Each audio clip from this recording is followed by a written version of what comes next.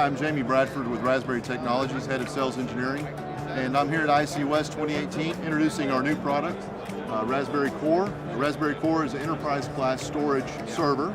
We are introducing our front-loadable, hot swappable drives, as well as the latest Intel processing, Xeon class. We offer some options with this appliance, GPU options for those that want to run analytics, AI, machine learning, as well as memory options and fiber connectivity options. So this product will be available May 2018. We're very excited about the introduction of a centralized product in a traditional edge deployment.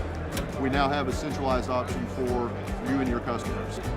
So as Razberi has been traditionally known for its server switch IQ product, which is a compute node, mass storage, and switch at the edge, we are now offering what we call Endpoint Defender. 8-port and 16-port models are available.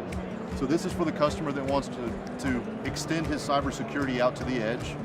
Utilizing the core product with this, we have a Razberi Monitor software application that lets you manage your endpoint devices and secure them safely on the network. So with our hardware products, the core and the Endpoint Defender, we can now bring it all together and support that customer with the cybersecurity defense at the endpoints.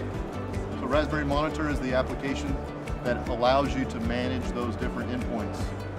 So with the Endpoint Defender, as I deploy those 8 and 16-port Endpoint Defenders out in the field, whether it's in an IT closet or remote site, I now have visibility to their status online. I can look at their health, and I can also look at the cybersecurity health as well.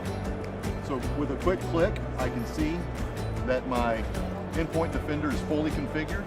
And in this case, I have an alarm. I have an event here, and I can view that event by clicking View Alarms, and I see that I have a device who's trying to talk to a destination that I have not authorized for that device to talk to.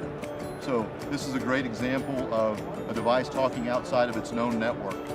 So as an IT director, as a security director, I want to know when my devices are talking outside their networks. I might not want them talking to Google. I might not want them talking to a third party. So this protection now allows me to know how my devices are behaving on my network. So what CameraDefense is a simplistic but yet sophisticated tool set to allow you as an end user or a customer to protect the devices you deploy in your network. So device binding closes unused ports and actually connects that device to the physical port. Should somebody unplug a device or access a port, they'd be access denied, and you would receive a notification that an unauthorized device is attached. Firewall services basically is removing unneeded services. You plug in a camera, it may have Bonjour, it may have UPnP broadcasting, but you don't want that going across your network. So being able to click in and configure what services are allowed, everything else is denied. Whitelisting is a best practice where we are restricting traffic to known networks. By default, we turn on internet protection. This means that devices are only allowed to talk to non-routable private IP addresses. 192.10.172.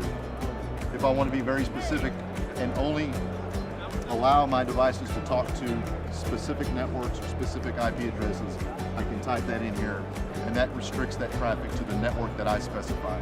So password protection is an innovative and industry-first tool set that allows you to know when a camera or a device is using a bad or default password.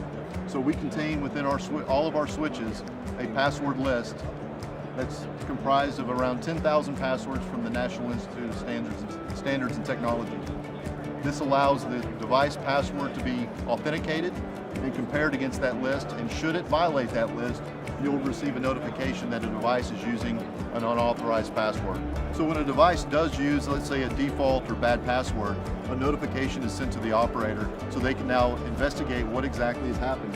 So by viewing the alerts of a password violation, I can see I have a device with a default password on port 1, and I get the MAC address. So now I can investigate to see exactly which device that is using a default or bad password. So as we bring together all the hardware and the software tool sets and the cybersecurity tool sets, we can now send these events to integrations like Milestone, to where I can see those same security events within the Milestone client dashboard.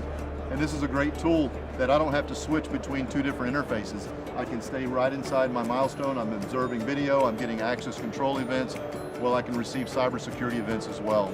So this is a great tool set for that operator that wants total visibility to his network, total visibility to his devices, and total visibility to his cybersecurity.